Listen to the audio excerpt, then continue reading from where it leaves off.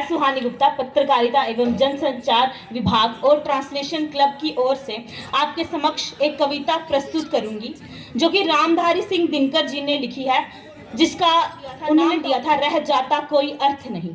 तो इस कविता में उन्होंने बताया है कि कुछ समय ऐसा होता है जब उस मौके पर हम वो काम नहीं करें और वो समय निकल जाता है, उसके बाद हम जितने भी प्रयास करें उसका कुछ अर्थ नहीं रह जाता। एग्जैक्टली इनके लिए जोरदार तालियां।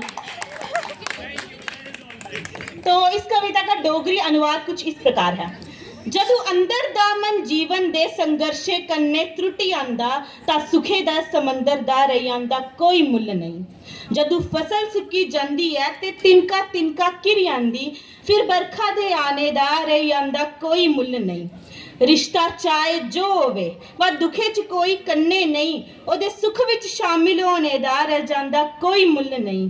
कठोर शब्दे कन्ने जदू चोट लगी जांदी है ते बाद च बोले प्यारे शब्दे दा रह आंदा कोई मुल नहीं। किन्नी भी सुविधा होवे पर शरीर कर बीमारियां दा फिर अनगिनत सुविधाओं दा रह आंदा कोई मुल नहीं। और ये कविता कुछ इस प्रकार थी कि नित जीवन के संघर्षों से जब टूट चुका हो अंतर मन, तब सुख से मिले समंदर का रह जाता कोई अर्थ नहीं। जब फसल सूख कर जल के बिन तिनका तिनका गिर जाए, फिर होने वाली वर्षा का रह जाता कोई अर्थ नहीं।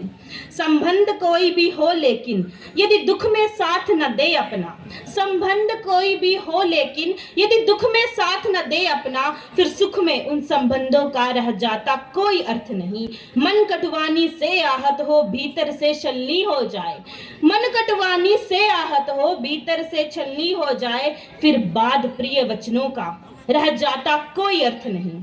सुख साधन चाहे जितने हो पर काया रोगों का घर हो, सुख साधन चाहे जितने हो पर काया रोगों का घर हो, फिर अनगिनत सुविधाओं का रह जाता कोई अर्थ नहीं, रह जाता कोई अर्थ नहीं। धन्यवाद। जय हिंद, जय भारत।